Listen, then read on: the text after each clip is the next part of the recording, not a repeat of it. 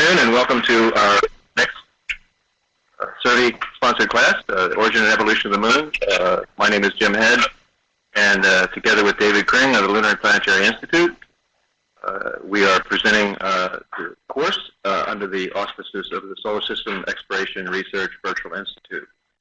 One of the most stunning discoveries in recent times for lunar science and science in general has been, in fact, the discovery by Alberto Sol and Eric Hurley and colleagues about the presence of much more water in the lunar pyroclastic and, by definition, in the lunar interior than had previously been thought.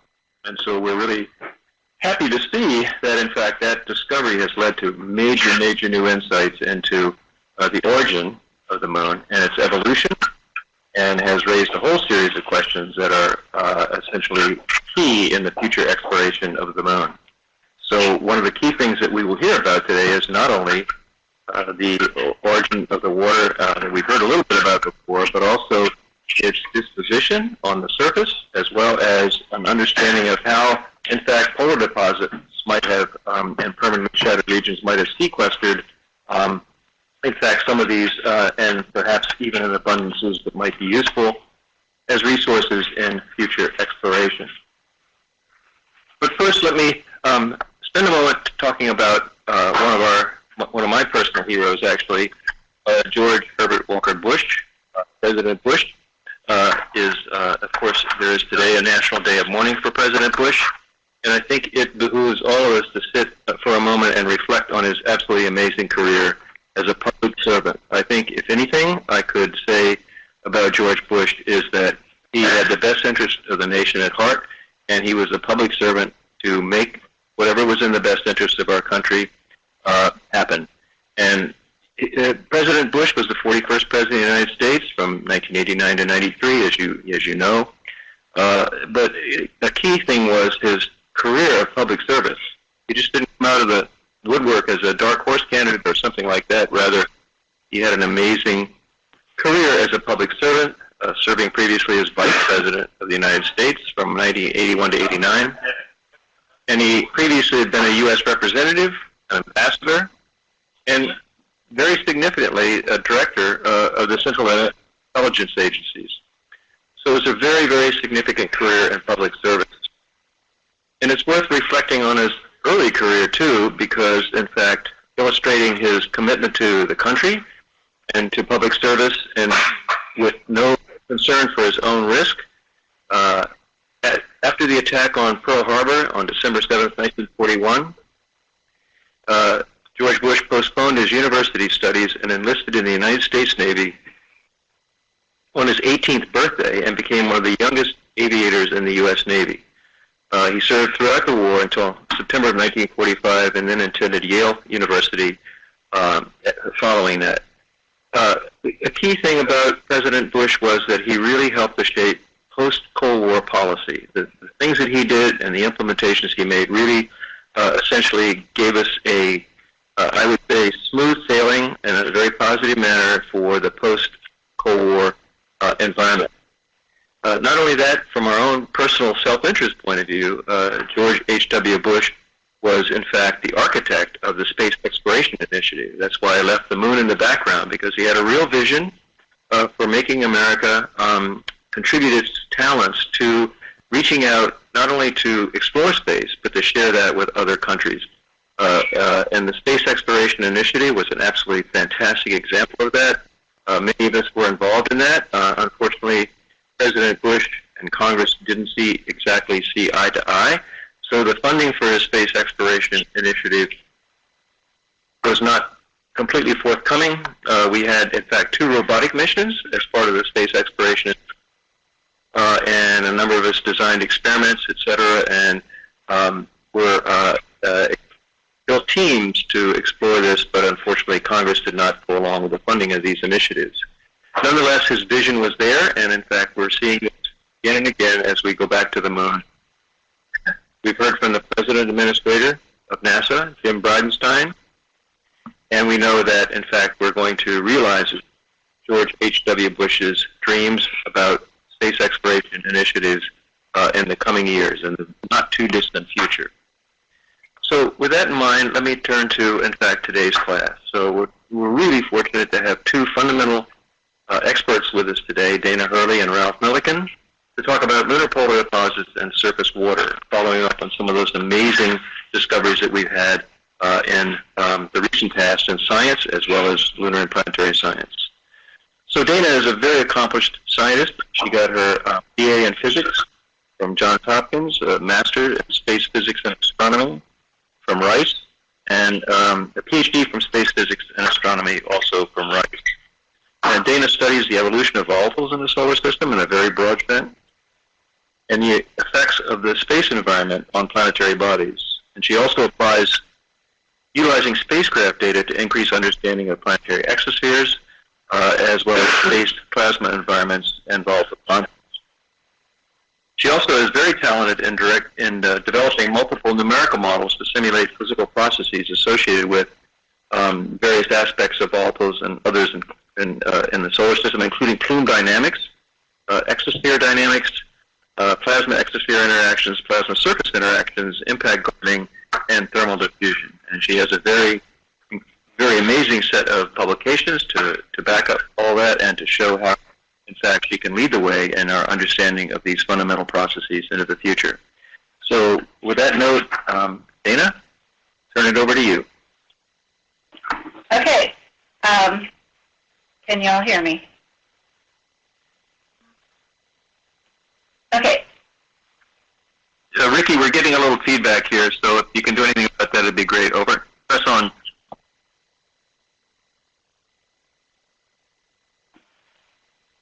Okay. So I'm excited to be talking to you all today, and can you see my screen? Oh, there we are. Great. Okay. So lunar volatiles is a topic that really interests me, and it's been something that I've been working on for a great part of my career. And hopefully Ralph and I can share with you. I'm going to pick up my phone just in case that helps.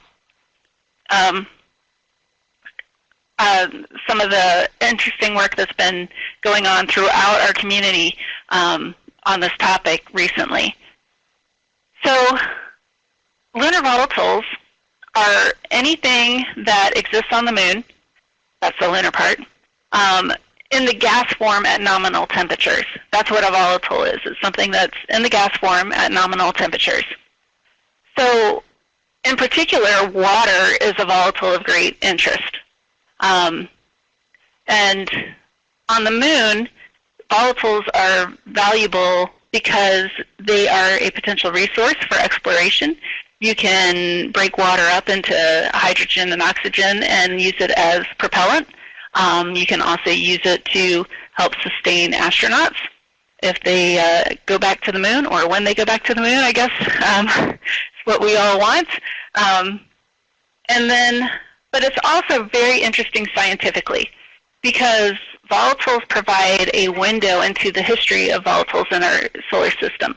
The volatiles that were delivered to the Earth have been mixed in, they've been lost, but on the moon there is a more accessible record of the volatiles that the moon has encountered throughout its lifetime. So we'll talk a little bit about that today. We also learn a lot about just how planets interact with the environment, especially airless bodies, how they interact with the space environment by looking at the volatiles. So a lot of progress has been made on volatiles in the last decade or so, and this is coming from a lot of new data that we've had access to, spacecraft returning data to us. Also, lab experiments, theoretical works, models, and all of that put together is what we need to really understand volatiles on the moon. So what this part of the presentation is going to be focusing on is the actual data sets of the volatiles on the moon, and some of the nuances to them that are maybe not always obvious to the outside observer, but are really important to interpreting the data set. So you all, most of you out there are students, and when I entered this field of lunar volatiles around 1999, that's when I finished my PhD, the state of knowledge was basically, are there volatiles on the moon? Theoretically, it's possible, but there were conflicting interpretations of the very little bit of data that we had. There was, it was thought that the only place you could really have volatiles on the moon were in permanently shadowed craters at the polar regions. That's what this PSR means. It means permanently shadowed region. We just gotten some really interesting data back from neutron experiments in orbit around the moon that showed that there was enhanced amounts of hydrogen in the polar regions of the moon. But this experimental technique does not tell you what the chemical form of the hydrogen is. So based on the location, it was thought that it could be in the form of water, but that was not confirmed. So a little bit more about these permanently shadowed regions. They occur on the moon because the moon has a very low obliquity.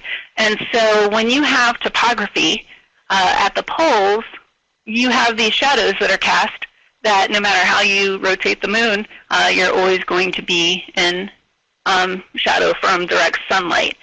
So that's why they are called permanently shadowed regions. And we have measured the temperatures in those regions now to be less than 100 K, some of them less than 40 K. And so once you get below about 100 or 110 K, water ice is stable on the surface for very long times. Now, the data that we have of volatiles in the permanently shadowed regions of the moon, we're looking at what's there today. And we can see some abundance of volatiles. We can see some composition. We can see a distribution.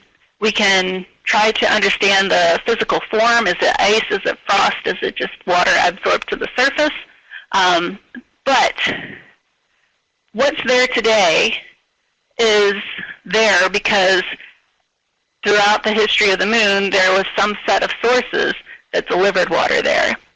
And ongoing throughout time, there have been a set of processes of sinks that have been removing volatiles from those regions, and other processes that are moving the volatiles around. So what we want to do is understand all of those aspects just by looking at what's there today.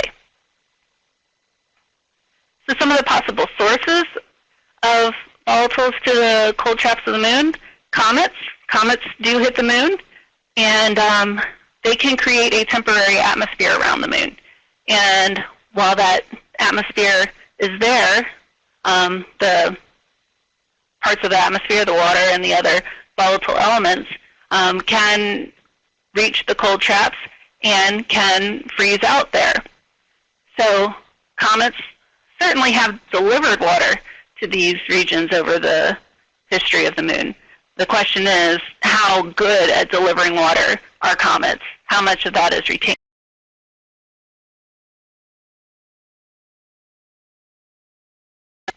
Trying to quantify that. Another way that you can get volatiles on the moon are from other impacts, but smaller ones. Meteoroids are constantly impacting the moon, and they can bring water with them. They can also perhaps synthesize water out of hydrogen and oxygen that's in the regolith. So we have some recent data from the LADEE mission where water is observed in the moon's exosphere, in the atmosphere of the moon, very sparse atmosphere of the moon. And that water is not constant. There's sporadic spikes of water.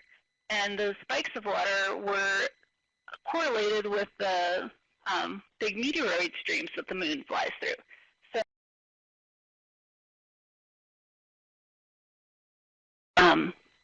releasing water into the moon's exosphere. There are also features on the moon that look like there may be some outgassing events going on. We know that long ago in the moon's past, there were outgassing events that could have created a long-lived atmosphere on the moon that could have contributed volatiles to the cold traps. And then finally, we have the solar wind. The solar wind is primarily made up of protons and electrons. Those protons are just hydrogen atoms that have the electrons stripped off, and once they interact with the regolith, they get implanted into the regolith, they get neutralized, and they can interact with the material there. So they can form OH and potentially get released from the surface as either atomic hydrogen, molecular hydrogen, or water molecules. So those are some of the main sources of volatiles to the moon. Any of those sources, if they're not delivered directly into the cold traps, there's the potential that the water could migrate to the cold traps through the moon's atmosphere, through a series of hops on the surface. Once the volatiles get to the cold traps, they are shadowed from direct illumination from the sun, so that helps them or protect them from photolysis. But there are other light sources. There's scattered light off of the walls of the crater. There's also UV light that is pervasive through the solar system. It's sunlight that's scattered off of hydrogen atoms, and there is a glow throughout the entire solar system in UV that's illuminating these permanently shadowed regions. We're going to come back to that a little bit later. Even though these permanently shadowed regions don't receive direct sunlight, they can get radiation from solar wind particles. And those solar wind particles could sputter and remove water and other volatiles in there. The volatiles can also diffuse into the regolith, or if it's warm enough, then they can sublime and be lost that way. So some of the first data from the permanently shadowed regions that was really compelling was from the LCROSS experiment. The LCROSS experiment was a mission that was launched together with LRO, and basically what they did was they took the empty upper stage, the Centaur stage of the rocket, and had a spacecraft attached to it that had some instrumentation to be able to observe. And what they did was they separated, and so that the upper stage crashed into one of these permanently shadowed regions, made a crater, ejected material up into sunlight, and then the spacecraft that was following behind could observe that material and do spectroscopy using the fact that this material was brought up into sunlight where you can actually then do spectroscopy. Also, LRO watched this from orbit. So one of the things that was found by the LCROSS team when they analyzed the spectra was that there is water. Yay! In the permanently shadowed regions. But they also found all sorts of other interesting molecules as well, including carbon dioxide and other things. The LAMP instrument on LRO, when it observed the plume, it saw molecular hydrogen. It also saw carbon monoxide over in this part of the spectrum over here. And it also saw this feature at 185 nanometers, which is a combination of mercury, magnesium, and calcium. So all of these volatiles were positively detected in the plume from the L-Cross experiment. Also from ground, Rosemary Killen did some observations and saw sodium in the plume. Now, Dave Page et al. Have done some thermal modeling and analyzing the diviner data to see how much of the surface area is at what temperatures in the permanently shadowed regions, and compared that to how cold you have to be for different constituents to be stable. So you have water here, just over 100 Kelvin. And you can see that there are quite a lot of area on the moon that is below 100 Kelvin. But there are some areas that are even colder where you can get to places where CO2 is stable on the surface for very, very, very long times.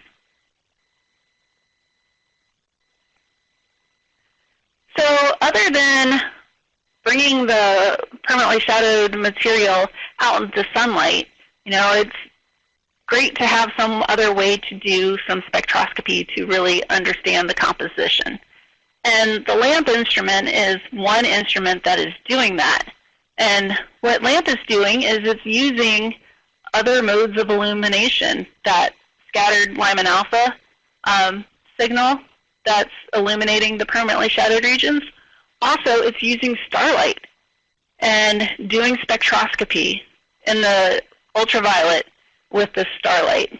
And so this is some results from Gladstone et al. And Hain et al. Showing, first of all, that you can try to even quantify the abundance of water frost on the very surface of some of these permanently shadowed regions by using this starlight illumination method and spectroscopy. And in fact, we found that there are different amounts of water in the up to 2% levels in some of the big permanently shadowed regions in the south polar region of the moon. This plot over here shows in blue places where there is detection in the FUV of water frost on the surface. And you can see these big craters here. These are permanently shadowed regions. The color, the grayscale color here is temperature. So every place that's dark is someplace that it may be cold enough for water ice to be stable on there. And you can see that some of the craters have water ice on the surface and some of them don't. Another analysis done by Lee et al. Looked at data from the Chandrayaan-1 mission and basically used scattered light off of the walls of the permanently shadowed regions as the illumination source and analyzed the spectra. And you can see the spectra are very, very noisy, but when you look at a lot of these pixels put together and you look at a very large part of the spectrum where there are multiple absorption features present, you can actually detect spectrally water on the surface in these permanently shadowed regions. And so this is showing in the North Polar region and the South Polar region where positive detections of water ice exposed on the surface have been found in this data set. And again, you can see it's patchy. And then also the LOLA instrument on LRO looked in these permanently shadowed regions. In this case, it's a matter of the instrument itself brought a laser along that could provide its own illumination into the permanently shadowed regions. And by looking at the reflectance from that, was able to find places with anomalously high reflectance. This is work by Fisher et al. That showed in those big three craters in the south polar region, again, regions where there's high reflectance in the LOLA data consistent with water frost on the surface. Now, another technique that we have to look at these polar regions is using neutrons. And we had data from a neutron spectrometer on Lunar Prospector back in the 90s. There's another neutron spectrometer on LRO. And what these neutron data does is it tells us about the volume integrated hydrogen content in about the top 1 meter of the surface. And as I said earlier, it doesn't tell us what chemical form it's in. But if you take the neutron data and you look at the amount of hydrogen poleward of 80 degrees in the top meter, it amounts to about 10 to the 11 kilograms of water if that hydrogen is in water form, or about 1/1000th of Lake Tahoe, or 0.3 millieries is a new unit that we're going to use today. And then one other thing I wanted to point out in these neutron figures here is that some of the neutron enhancement, or the signature of the enhanced hydrogen from the neutrons, is located not directly on the pole. We have an enhancement that's off of the pole in both hemispheres. And Matt Siegler et al. Have proposed that that may be some remnants of volatiles that were deposited long ago on the moon when the pole was in a different position. And since then, the pole has moved, but those volatiles still remain. So if you look in some of the different craters, you can use the neutron data to estimate how much water is there. And it's widely varying numbers depending on which crater that you're looking in.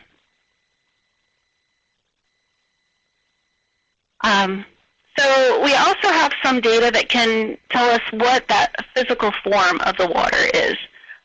One piece of data comes from radar. There were radar investigations on the Clementine spacecraft and on Chandrayaan-1 and now on LRO. We can do ground-based radar surveys as well. And one thing that we see in the radar is that the telltale sign of ice of very high circular polarization ratio does not exist on the moon. We see it on Mars, we see it on Mercury, we see it places where there's very thick, coherent blocks of ice. So the fact that we don't see this signal on the moon says that there's not a lot of very pure ice in blocks of sizes of like a basketball or larger. And here's one of the similar sort of images from Mercury. You can see that there is a great signal due to ice in the polar regions and the permanently shadowed regions on Mercury. But there is an experiment going on where we're trying to better characterize the radar signature by looking at the phase of the CPR signal. And ice has a different signature as you change the angle that your transmitter and your receiver are than rock does. And Patterson et al. Have identified a region in an illuminated region, but in the polar region still, where there is a signal that's more like ice than like rock. Another piece of data that we have is from the L-Cross experiment, where the visual spectrometer was looking at the slope of the spectrum of the plume over time, and it changed over time in such a way that it was interpreted that the size of the grains of material that were in that plume were decreasing over time. And so that could show that the grains that were lifted up out of the crater and into sunlight were coated with ice, and that ice was sublimating as time went on, as they were exposed to the sunlight. And as that ice was sublimating, the grains were getting smaller and shifting the slope of the spectrum. So when you put all of these data sets together, this is the picture that I have of what I think is going on in these polar permanently shadowed regions. I think that you've had, at some point in time, a layer of ice or multiple layers of ice deposited in these permanently shadowed regions.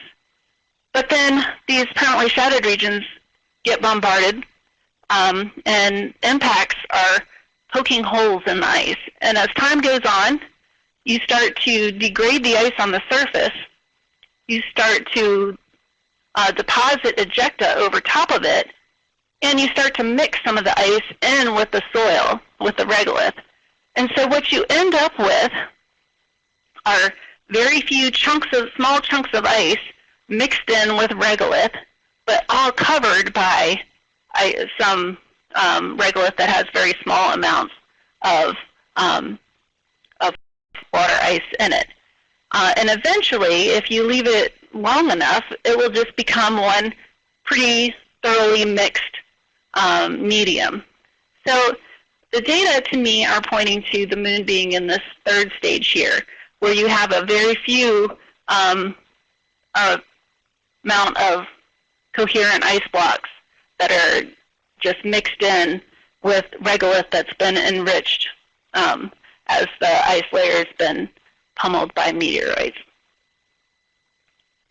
So right now what we know about the distribution and abundance is that we're making a lot of progress there, but we could still use some in situ sampling, more bistatic radar observations, and spectroscopic observations, high-resolution mapping from orbit to better understand exactly how much water and other volatiles are there and what their distribution is. For the composition, it'd be great to do some in situ sampling or even some sample return, and to do isotopic analysis on those samples. So in the case of the composition, our knowledge is maybe not quite as full as understanding the distribution and the abundance.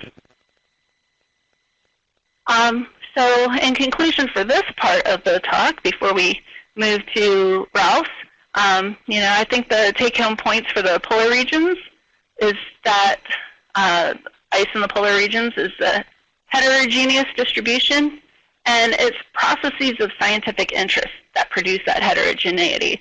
So we really want to use that heterogeneity to understand those processes. And so it's also going to be important to understand that heterogeneity as we design any mission that's going to go to these polar regions and sample the volatiles there. The next take-home point is that there are many processes that are acting simultaneously as a source and a sink of volatiles in these permanently shadowed regions. We have impacts that are bringing volatiles there. We have impacts that are burying volatiles that protects them, but also excavating and removing the volatiles. So there's a balance there. Similarly, solar wind sputtering is the source of the hydrogen that may be making the ice, but it also, if you have enough ice, sputtering is a very efficient loss mechanism. So we really need to get some ground truth, and a mission that goes directly to sample volatiles in the PSRs can resolve a lot of the outstanding questions that we have about the composition, abundance, distribution of volatiles, and then what that means for what was the ultimate source and what is the age of the volatiles on the moon. So I'm going to end this, or maybe Ricky can take the ball back. Okay, thank you very much, Dana. That was really excellent. We're going to hold the questions until the second part of the class, which Ralph is going to give here momentarily. So if you could stand by, we'll be back to you soon. Sure. So I'd like to introduce our next speaker, Ralph Milliken, who is currently at the Department of Geological Sciences at Brown University. Ralph finished his bachelor's degree in geology at Indiana University in Bloomington in 2001, and then headed to Brown to study under Jack Mustard for his master's and PhD. And his dissertation was really pretty amazing in my view. It focused on remote sensing and reflectance spectroscopy with a special emphasis on hydrous minerals, and really using the laboratory to calibrate this, the Reflectance Spectroscopy laboratory here at Brown, and then using this to focus on this lab data to focus on mapping the water content of the surface of Mars. He also was able to work on the Mars Express Omega instrument at that time, which was a really, really important aspect of helping them in their interpretation of hydrous mineralogy as well. He then went to NASA's Jet Propulsion Laboratory and Caltech, 1.5-year postdoctoral position, and worked with John Grotzinger, and also was continued at Caltech JPL as a research scientist until he moved to Notre Dame in 2010. In the summer of 2012, he moved back to Providence. Really, the main reason he came back to Brown was because Brown has such a much better football team than Notre Dame. And so he's been here very successfully ever since, and he's been doing some really amazing work with his graduate students and colleagues on water on the moon. Ralph? All right, thanks for that introduction, Jim. The Notre Dame football team only got better after I left. Purely a coincidence. Okay, so, and thanks to Dana for that fantastic introduction regarding water at the lunar poles. So what I'm going to focus on now are kind of the non-polar regions, and thinking about, again, since we're basing this on remote sensing observations, it is water at the surface of the moon, but we're going to kind of break this down into two different categories. The first is water that we see at the surface that is indicative of water derived from the lunar interior. And this is effectively think of it as magmatic water, or water that's ultimately originating from the mantle of the moon itself.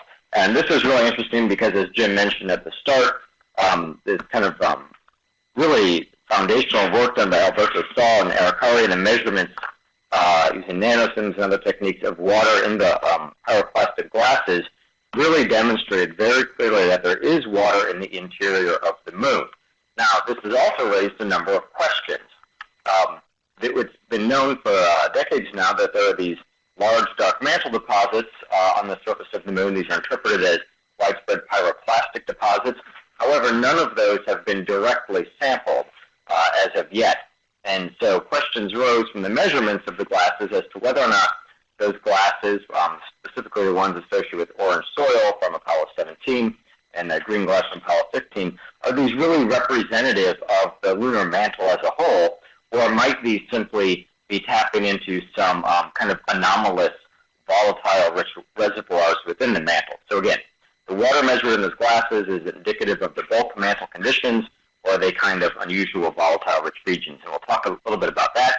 Then the kind of second category of water that we can see at the surface is sourced from some of the things that Dana talked about, primarily interpreted as water hydroxyl sourced from solar wind implantation.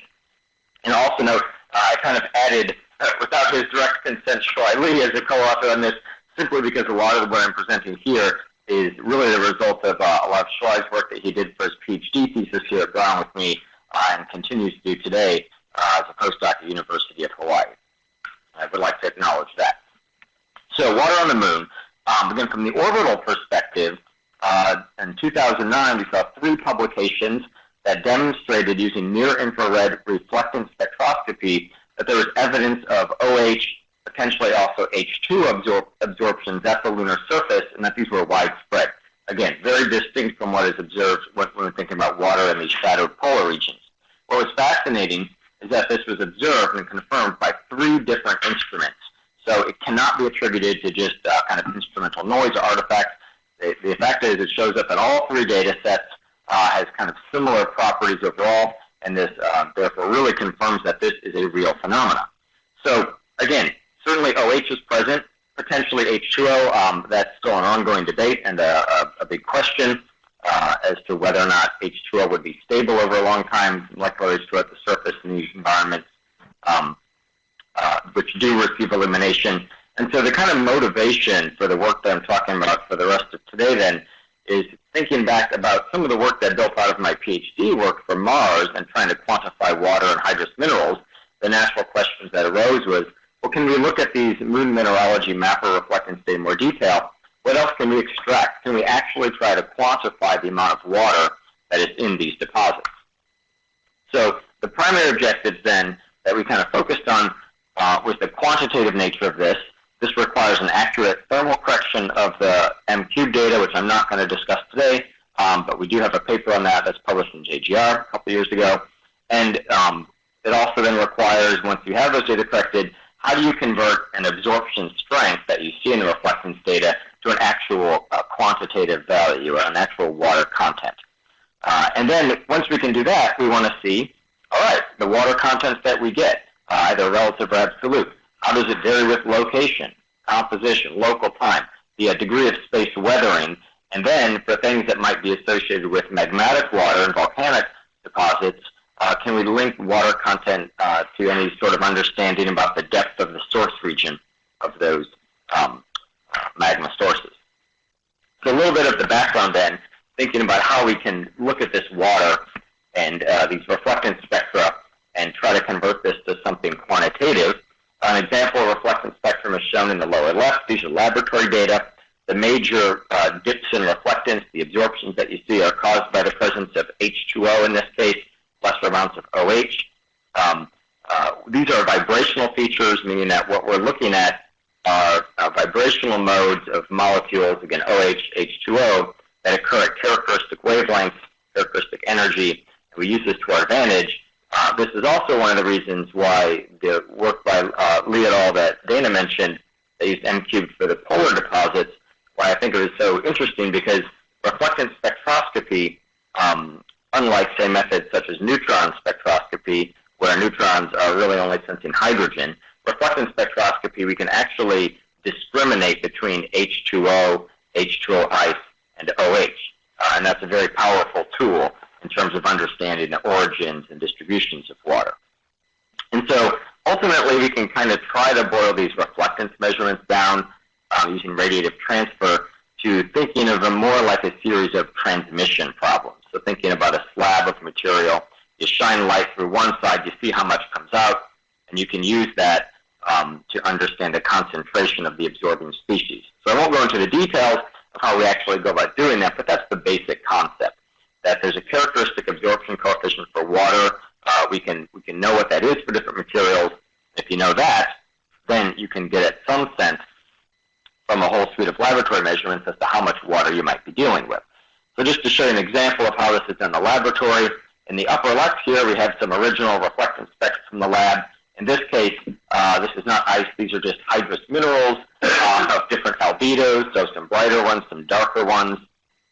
And the absolute absorption strength at the 3 micron wavelength, you can see it varies as a function of whether these materials are bright or dark.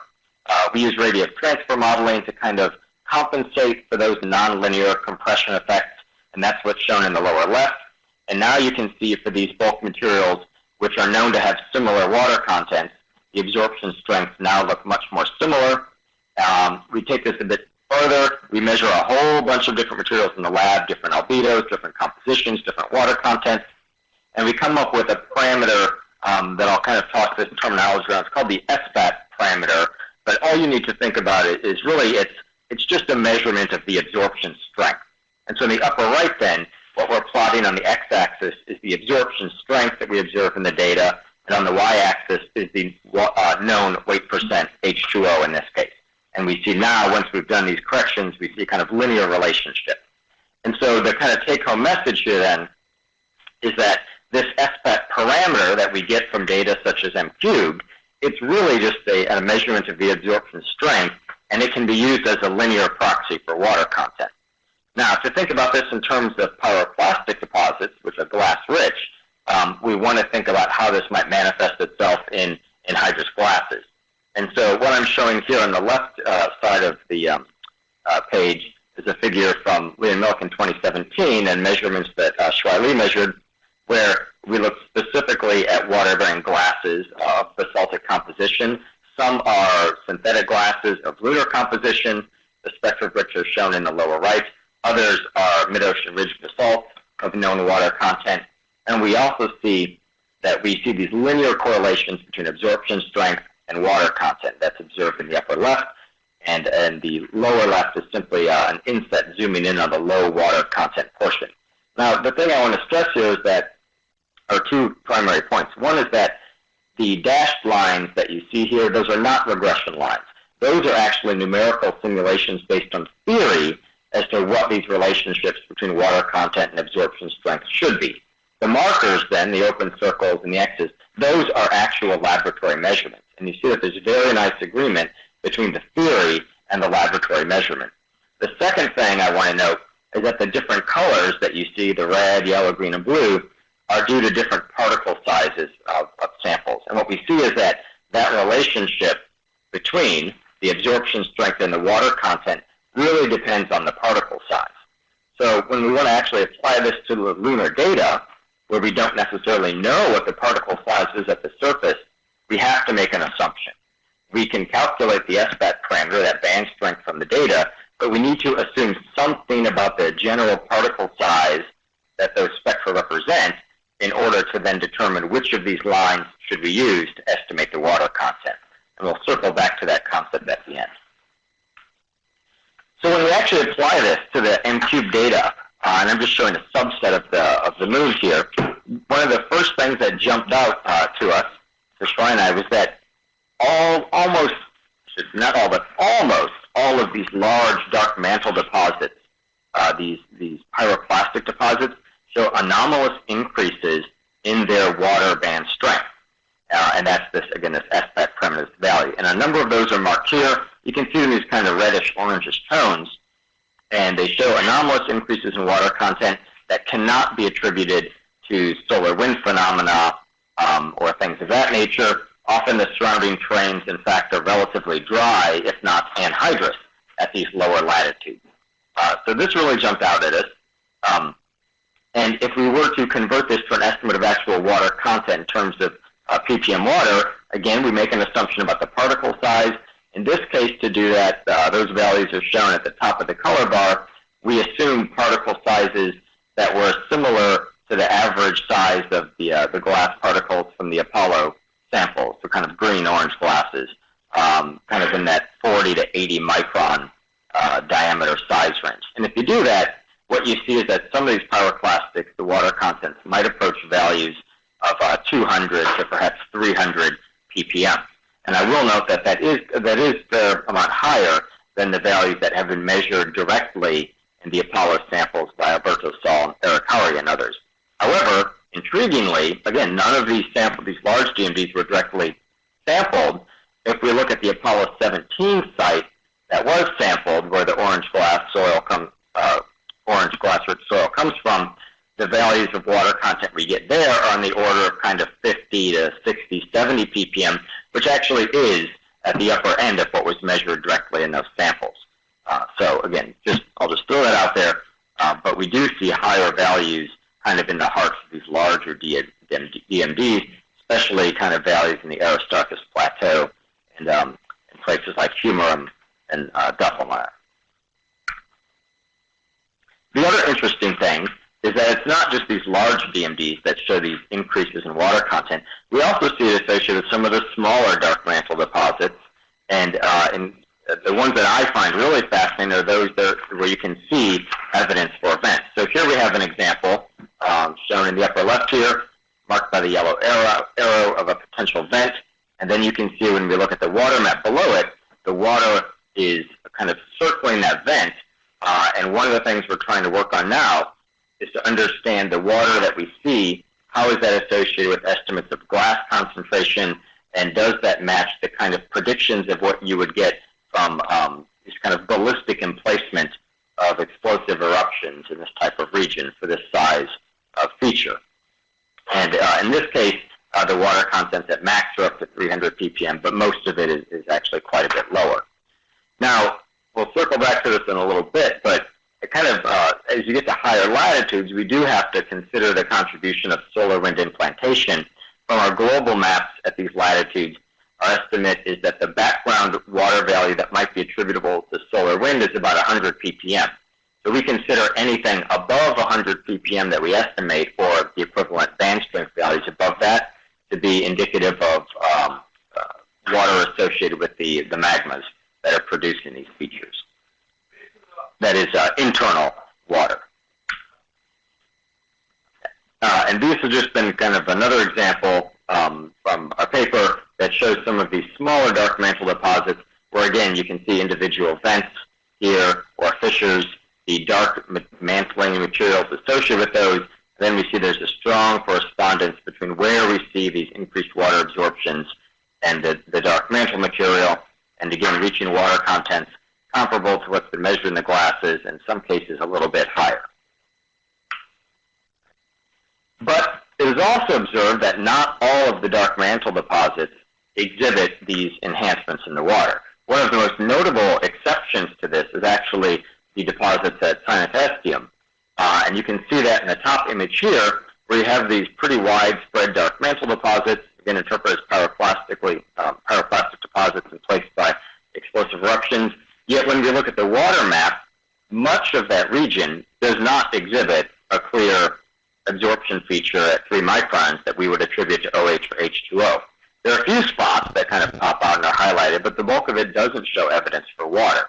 And so this seems to be an anomalously dry pyroclastic deposit compared to the others that we see. Also interesting for Sinus Estium, of the large dark mantle deposits, it is the only one that also contains exposures of spinel that's observed in the M-cube data, and this has been observed by several different people. And so that's something else we're looking into at the moment to understand the presence of spinel. If that is in these pyroclastic deposits, it's associated with those same eruptions, that must be telling us something about the compositions of those magmas that is distinct from the other dark mantle deposits, and that may be consistent with a drier source region for those magmas. And so it might be a self-consistent story, but that's something that we're still exploring. And kind of finally, another topic I want to get into here with the dark mantle deposits and pyroclastics is there are a number of different factors that will influence the amount of water that is actually retained in a glass that can then be observed. A number of these are discussed in detail in Alberto Sol and Eric Hurley's papers, but one of the big ones is magmatic degassing during the ascent and eruption of these magmas. And so some of the water can certainly be lost during that process, and in order to understand the original water content of the source region, that is in the mantle, degassing needs to be accounted for. It's also known, and has been kind of calculated and shown in experiments, that the cooling rates of different glass beads, say high titanium glass beads versus low titanium ones, are believed to have different cooling rates that would lead to differences in the amount of degassing.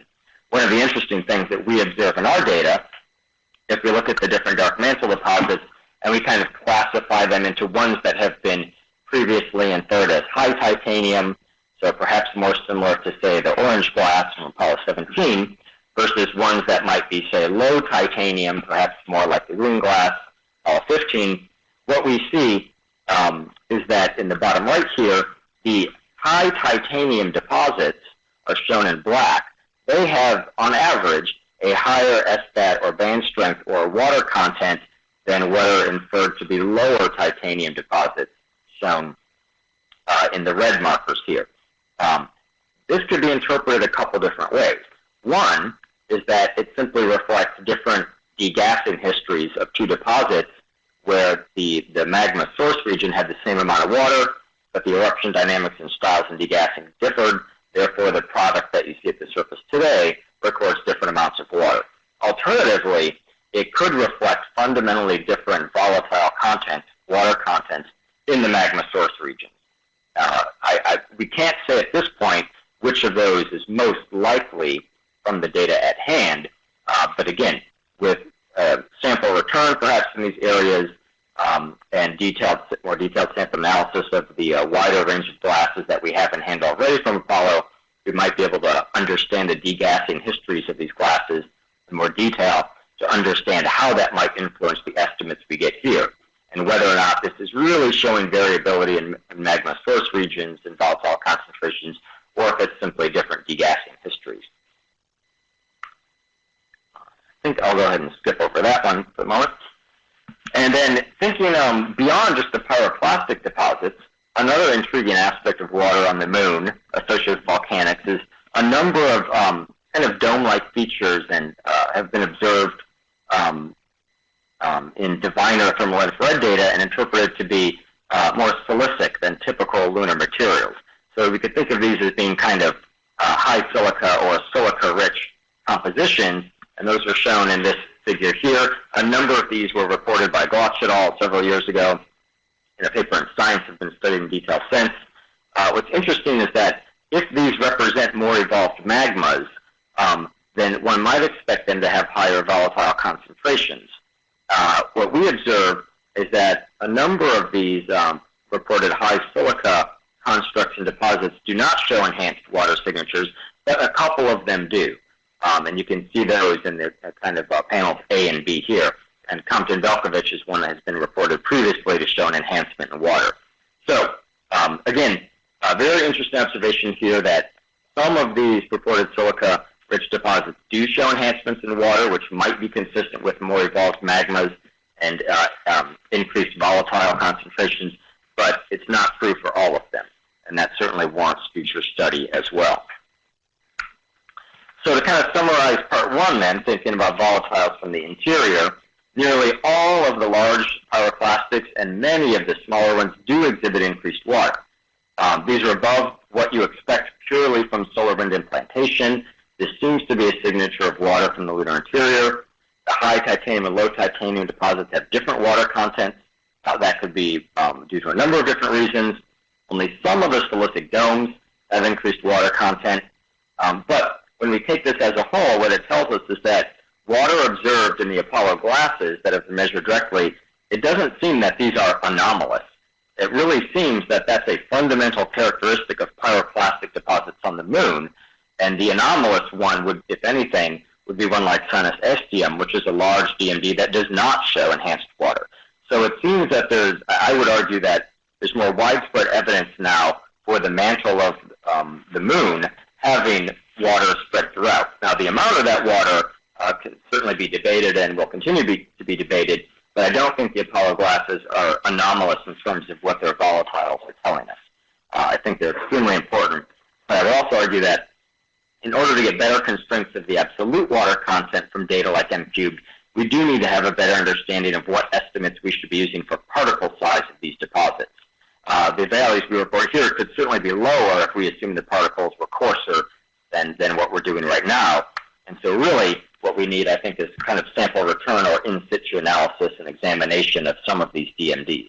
Whether those are DMDs at equatorial zones, mid-latitudes, or higher latitudes, I don't think it necessarily matters because, again, nearly all of these show water enhancements.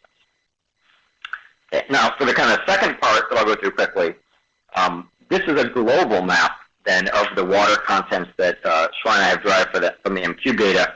And now we're going to focus on things that are not associated with interior or magmatic water. And so the general trend that we observe and confirm is that there's a strong increase in surface hydration with latitude. This was observed in the original report by Petersall in 2009. We now have a better way of mapping and quantifying this based on the new thermal correction. And so what we see is that this kind of surface in hydrogen solar wind implanted water is not nearly as common in equatorial tropical latitudes, but it does increase strongly as you get to the higher latitudes. And this is just another way of showing that. So this is showing you a plot of water content versus latitude. Here we're assuming the dominant particle size for the reflecting state is less than 45 microns to get the water content estimates. And what we see over the global average is that you approach values of perhaps 500 to 750 ppm as you get towards the poles. So again, the dominant control here is one of latitude, and this is presumably due to a thermal control. As you go to higher latitudes, the average temperatures decrease. The hydroxyl or H2O that is formed by solar wind implantation might become more stable. And this is just showing then polar projections for the north on the left and the south on the right. Again, show those increases as a function of latitude. The other interesting thing, and to me actually one of the most interesting things that was observed in the global analyses that Shuai carried out for his PhD thesis, was that when you do get to those higher latitudes where the water seems to be stable, if you will, you start to also see a correlation between the amount of water and the maturity of the soil. That is, soils that have experienced a greater degree of space weathering, that are older, have more water, or at least stronger water features, whereas soils that appear to be immature based on optical properties have less water. And so this is a very interesting phenomena that you can't really tease apart at the lower latitudes because, again, water really isn't as obvious in the M-Cube data. And that's shown in the red kind of markers here, where there's no obvious correlation. As you get to the mid-latitudes, there seems to be a somewhat stronger correlation between the absorption strength, the SSERVI value, and the maturity of the soil. Then by the time you get to the higher latitudes, 60 to 70 degrees, shown in the blue markers here for both the northern and southern hemispheres, there's a stronger relationship between maturity and water strength. And so what is this caused by? We don't know for sure, but we have some hypotheses that we hope to test in the future. First, it was shown by Lunar in 2012 that the agglutinated glass that is in lunar soils does in fact contain water, primarily OH. This was shown through nanosims measurements as well as transmission spectroscopy. And so this is important because agglutinates are a product of space weathering in the lunar environment. And so one would expect that as you increase the degree of space weathering, you would have a higher proportion or abundance of agglutinated components and agglutinated glass. If that glass is hosting water, then maybe you would also expect the bulk water content of more mature soils to increase. So we all showed that for some of the Apollo agglutinates, they estimated 70 ppm H2O in the bulk soil, but this is really only based on a handful of measurements. And so I think we can go back and do some more measurements and really try to understand, are there in fact relationships in the Apollo soils between degree of space weathering and the agglutinated glass in those samples and their absolute water contents? And the other point is, even if you can see this in laboratory quality data and transmission data like shown here, it's very weak. Does it actually translate to anything meaningful in reflectance spectra of bulk materials? Because that's what we're seeing from the orbital data. And then one of the final things I want to note that we observe in these global trends is that there are these diurnal changes, I should say, over the course of a lunar day, there are changes in the amount of hydration state of the lunar surface. Specifically, shown in the latitude plot in the upper left, that's a plot of band strength as a function of, for different times of day, local morning in blue, local noon in red, and then local afternoon in green. And what we see is that especially at higher latitudes, the surface is more hydrated in the early morning. It then loses water and decreases absorption strength towards local noon. And then as the sun's going down locally and surface temperatures decrease, we see a return and increase in surface hydration. Now, our sensing depth with something like M-cube is only on the order of hundreds of microns, perhaps less in some materials. But again, it shows that this is a very dynamic process and kind of confirms some earlier reports of this phenomena by Sunshine et al. In their original 2009 paper. This phenomenon has also been observed to a certain extent in other data sets, potentially in the neutron data, though that sense is over a greater depth, and also in LAMP data. And perhaps Dana can comment on that in a moment. Okay. Now, again, what's also interesting now in the new water maps that we have is, aside from the anomalously high water content in the pyroplastics that I mentioned earlier in some of those silicic regions, there is no clear correlation with water content and mare versus highland. The dominant controls, again, are latitude, degree of space weathering once you get to those high latitudes, but it is not clear that highlands have more water than the mare, or vice versa. So this is a very interesting observation, and again, it kind of contradicts some of the earlier reports, but again, we're using an updated thermal correction model here that we believe leads to some of these improvements. And so just to kind of conclude, again, that primary driver is latitudinal. It's likely due to temperature constraints at the surface. Then we're talking about maturity being the dominant factor in what controls absolute water content. So once the water is stable at those higher latitudes, it's the optical maturity that seems to matter, or the degree of space weathering. This is a dynamic process, it appears, the surface hydration. It seems that it comes and goes to a certain degree at the equator. The dynamic aspect is strongest at the mid-latitudes, and then intriguingly, as you get to the higher latitudes, where the temperatures are the coldest, it seems that the dynamic aspect might shut down. We don't have a whole lot of overlapping M-cube data at different times of day, so it's hard to extrapolate on a global scale for this, but it seems that at the higher latitudes, perhaps above 55, 60 degrees, this diurnal aspect might not be present. And so, final things to wrap up then, what is actually controlling the water content that we observe at the lunar surface from the solar wind implanted water? I think there are two primary things that are constantly competing across the lunar surface as a whole. First, we're likely looking at implantation of solar wind hydrogen to produce OH, perhaps H2O. So that's going to occur at all locations at the lunar surface to a certain degree. It'll be highest where solar wind flux is highest at the lower latitudes. But during heating, which is strongest at those lower latitudes, you could also lose hydrogen due to sputtering by the solar wind, and that will be temperature dependent. So perhaps what we're seeing is that at the equator, you're implanting hydrogen, but it's being outpaced at local noon by the removal of hydrogen via sputtering when temperatures are high and these molecules are vibrating a bit higher frequencies. And so that's very different than what you might expect at the higher latitudes where temperatures are lower, and perhaps the water that you implant, or hydrogen that you implant to form water, is a bit more stable. Secondly, how do you actually retain this water on geological timescales? Well, again, one hypothesis is that it's all about the agglutinates. Perhaps the agglutinate of glass is the primary host of this water. If that's the case, then you might expect, as we observe, that soils that are more mature, that have more agglutinates, would have more water. But that's only going to matter at the higher latitudes where it's stable to begin with. At the low, and so what you might expect is that the water that you implant in these zones of increased stability, when you start to space weather that and form agglutinate of glass, it can get trapped in that glass, and then it's stable over longer time scales.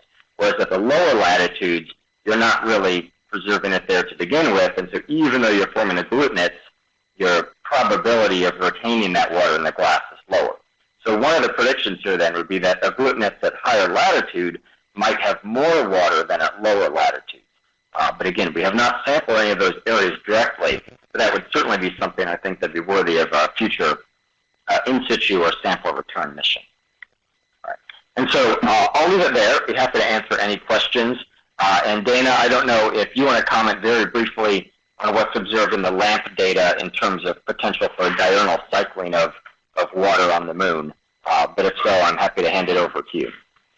Yeah, I'll just say real quick that the LAMP observations are similar in that there is a change in the amount of hydration that we observe on the surface as a function of local time and as a function of latitude.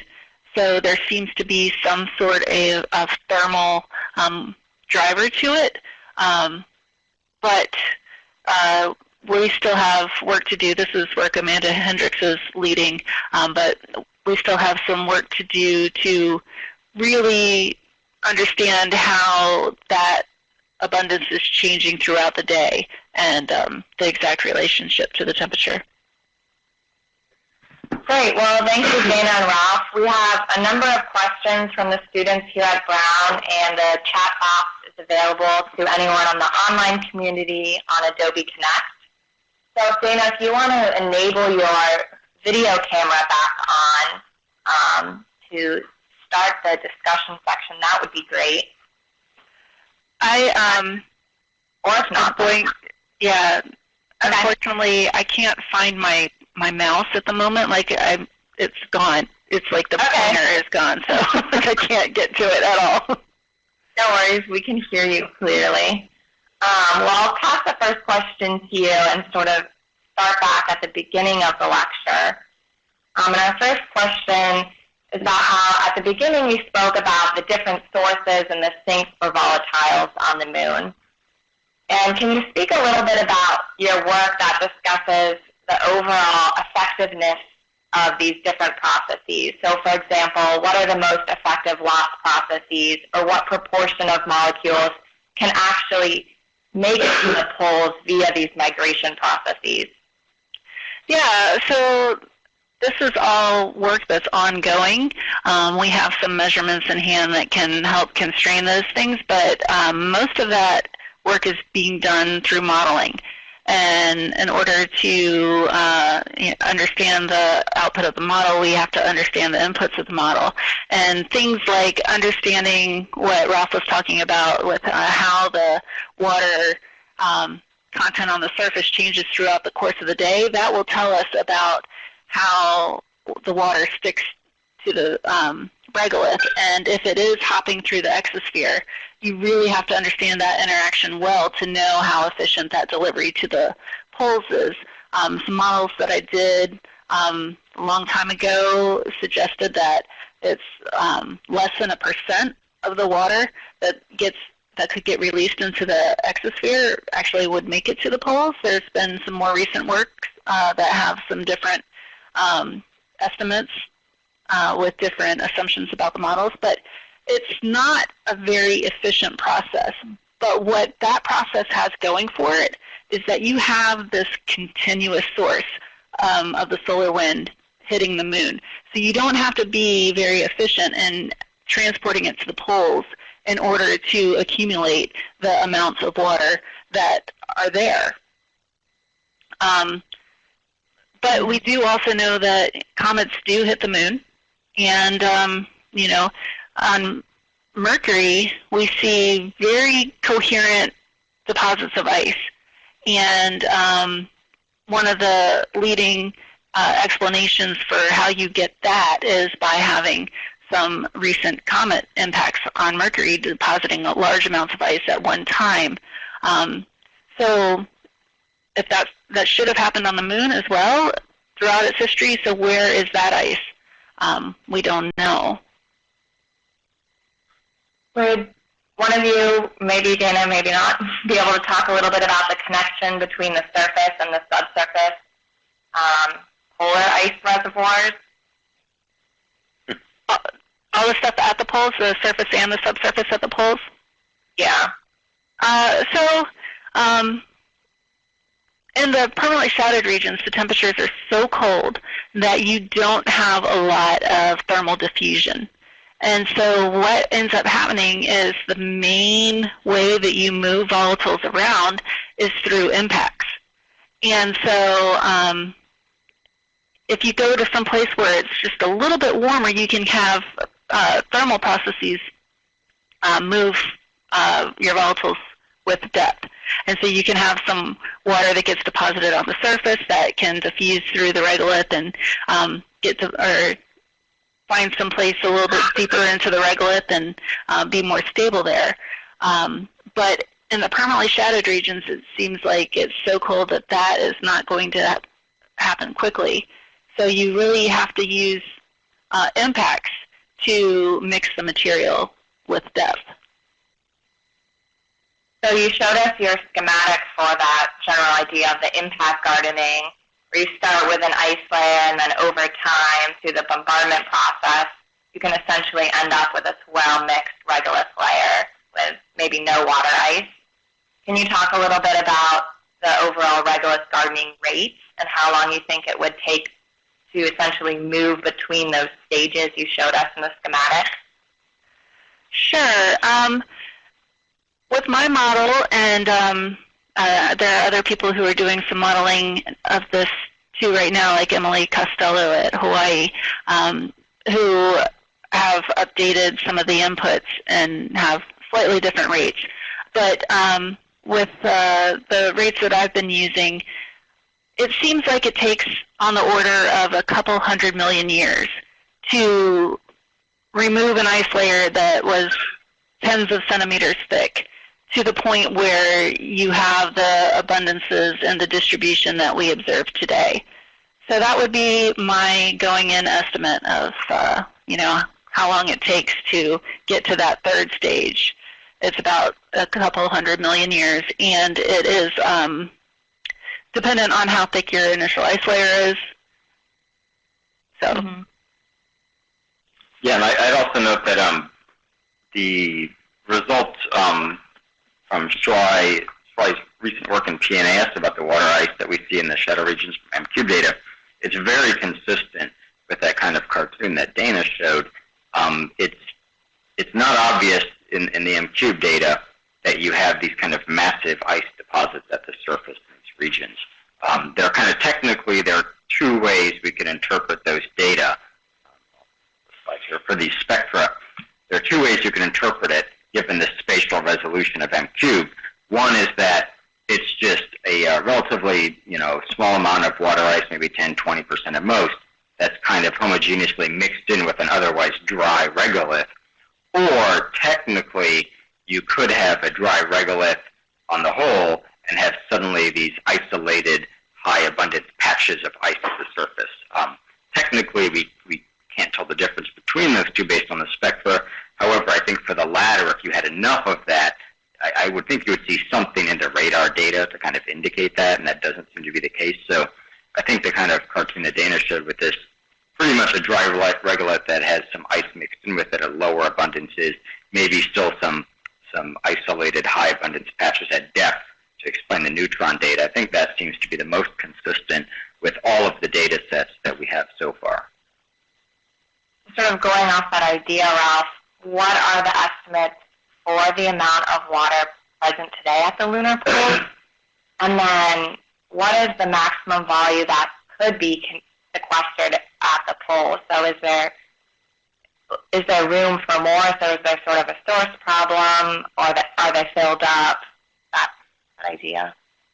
So I think those are all excellent and fundamental questions that we don't have answers to. I think, and I think that's why it's so important to keep exploring all these options, because one of the things is, if you think of all the different data sets that Dana mentioned and I talked about, they're also examining fundamentally different sensing depths.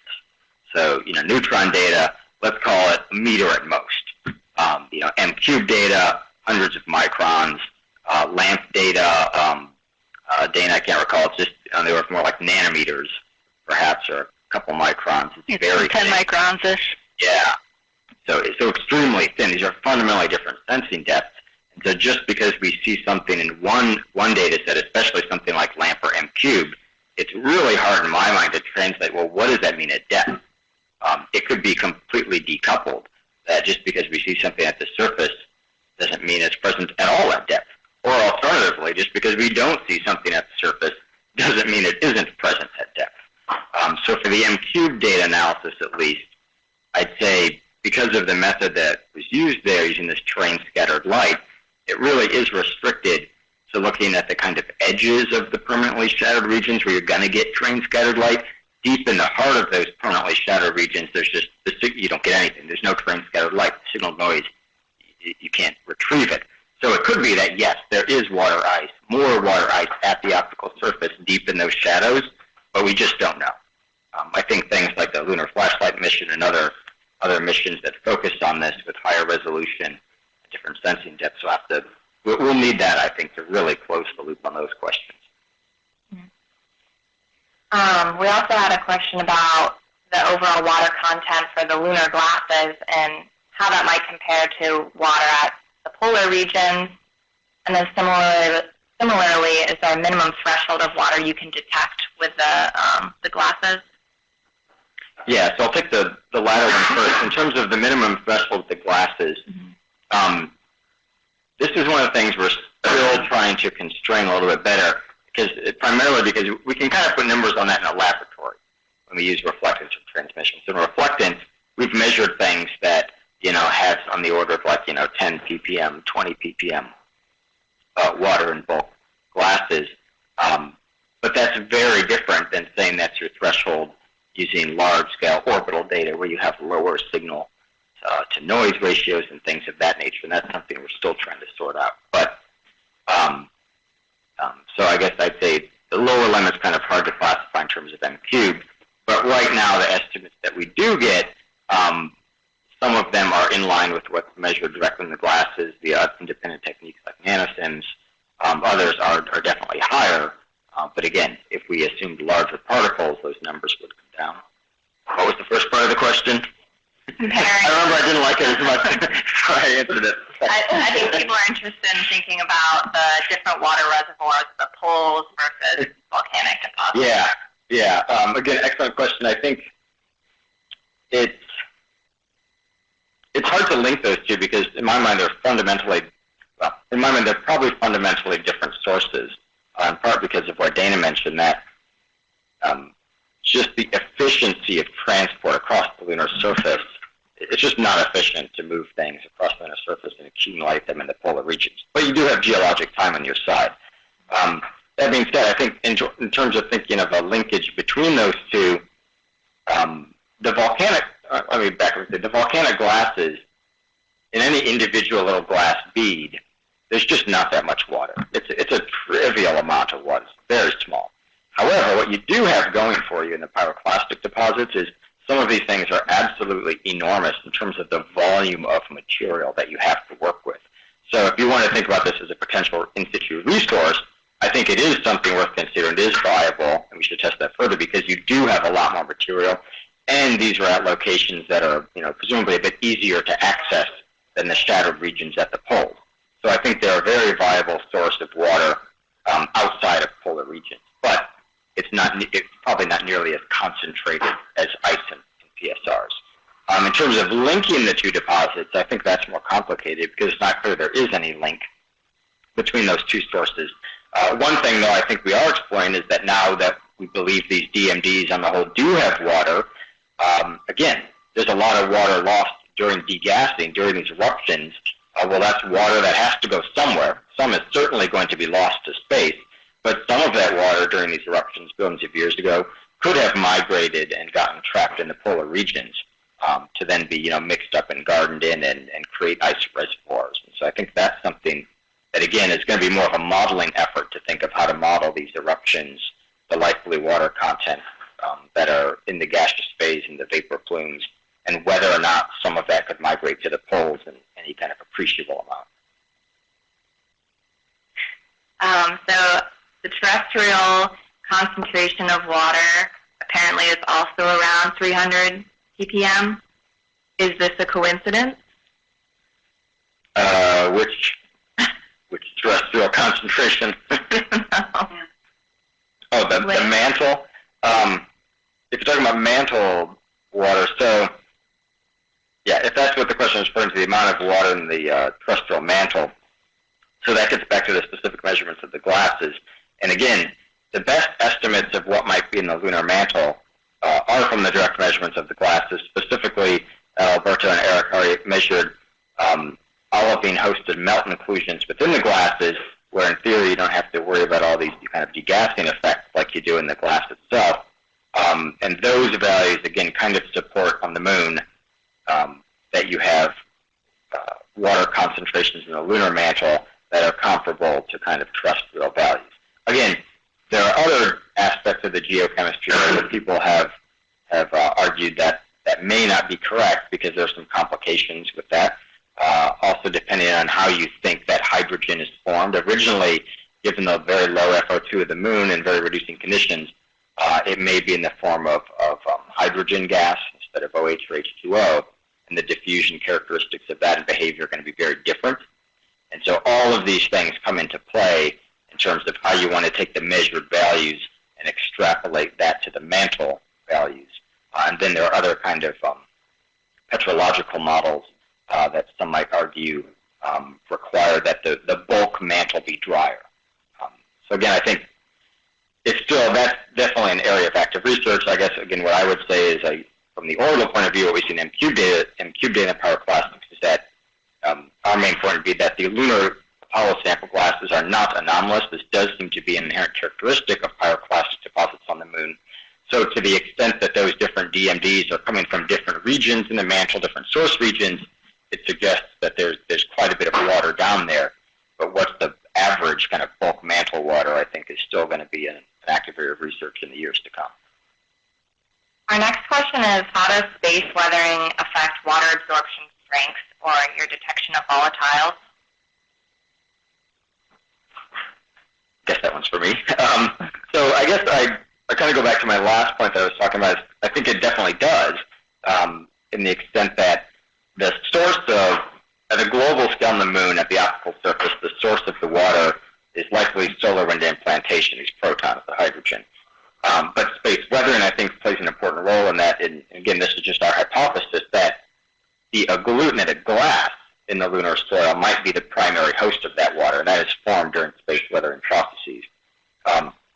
And so I think there's an intimate link there between the water that's implanted by solar wind, its stability as a function of latitude, which is ultimately a function of temperature, and then whether or not you can trap and retain that on longer time scales is related, I think, to whether or not you can get it to get stuck in the agglutinated glass, as opposed to just on surfaces or near-surface defect sites. And that would be related to kind of comminution micrometeorite bombardment. I think one of the other interesting aspects of that, understanding this water versus space weathering and solar wind implantation, is that it's not like the moon is unique with being bombarded by solar wind. Near-Earth asteroids are also bombarded by solar wind. And so to me, one of the interesting questions is, if this is in fact happening on the moon, shouldn't we expect this to also occur on near-Earth asteroids and other objects, airless bodies? And so I think one of the things I'm really looking forward to is the samples that will be returned from things like OSIRIS-REx and the JAXA Hayabusa 2 mission, where they're both sampling near-Earth asteroids, C-chondrite or C-type objects. It'll be very interesting to see not only in the data that they collect from remote sensor observations, but in those samples, what is the evidence for space weather in those objects? How does it relate to their OH, H2O content? And do you see similar effects of solar wind-formed water on those bodies? Or not? Or is there something fundamentally different and distinct about the moon that allows this to get preserved over longer time scales? Okay. So Ralph, you also showed a plot towards the end where you had the estimated water content across latitude, and it looks like you had the North Pole having a slightly higher estimated content than the South Pole. Yeah. The question is that a real effect, and what would cause that? I think we do think it is a real effect. And part of this, we have to be a little bit careful here because the statistics of the data are a bit different, because once you get to the poles, there are fewer M-cubed pixels to deal with due to low signal to noise, and you also have to consider then there are different fractions of the surface that are in shadow that we just can't use. And so we might be biased in that regard, but there's also is a slight tilt to the moon, and this might be related to kind of solar wind flux and migration of water. So we think it is real that the overall general trend of the north having a little bit more water than the south is there. I'd be a little hesitant to, bet everything on those absolute numbers. I think the general trend would hold up based on the statistics. But again, what's driving that is still, it's not completely clear. So sort of thinking towards future exploration, are there any targets that Dana, you, or Ralph are interested in seeing missions to answer some of these fundamental questions about lunar water? Absolutely. I mean, I think that, first of all, we can still do a lot more from orbit. I think like some of the CubeSat missions that are being developed right now that are using, for example, lunar flashlight with the laser illumination into the permanently shadowed regions. We can do more to understand the distribution of water in the permanently shadowed regions from orbit. But I think that in situ rover that goes into a permanently shadowed region and does sample analysis there in situ, does mass spectroscopy, does isotopic analysis, is something that would be really interesting to understand what's there and why it's there, and that would really help to enable use of it later in ISRU. Yeah, and I agree with all of the things that Dana just said. I think the other thing that I'm very much interested at this point is, the fact that we really haven't sampled any of these large dark mantle deposits, the kind of hearts of these in any detail. So I think it'd be fantastic to do a sample return mission focused on one of these dark mantle deposits, preferably sample return that's based on humans exploring the moon and doing that work, to really explore these in detail, get samples back in hand, so we can do what has been done with the Apollo samples and through all of the high-precision analytical techniques that we have at it. I think that would answer some big questions we have right now, because when we think about the volcanic glasses that folks have worked with, like Alberto and others, ultimately we're still very limited. We don't understand the full context of those glasses and where they're sourced from in terms of specific vents or deposits, and that places some limitations on it. And so I think anything we can do focused on the DMDs to really understand, are these viable deposits for in-situ resource of water or not, I think would be a big improvement. And I want to follow up on something that Ralph had mentioned earlier, is that, you don't actually, or you can learn things about the moon and volatiles on the moon by studying asteroids and by studying Mercury and other, airless bodies in the solar system should experience similar things. So, there's a lot that we can do at those other objects as well. Great, thank you. Well, on behalf of Jim Head here at Brown and David Kring at the LPI, I really want to thank both Dana and Ralph for their excellent lectures on lunar polar deposits in surface water. And as a reminder to everyone, there will be no class next week due to the American Geophysical Union meeting, but we will reconvene the following week on December 19th for one final time. And Apollo 17 astronaut Harrison Jack Schmidt will join us to discuss future exploration of the moon, the road ahead. So again, thank you very much for your time today, Dana and Ralph. Yes, thank you.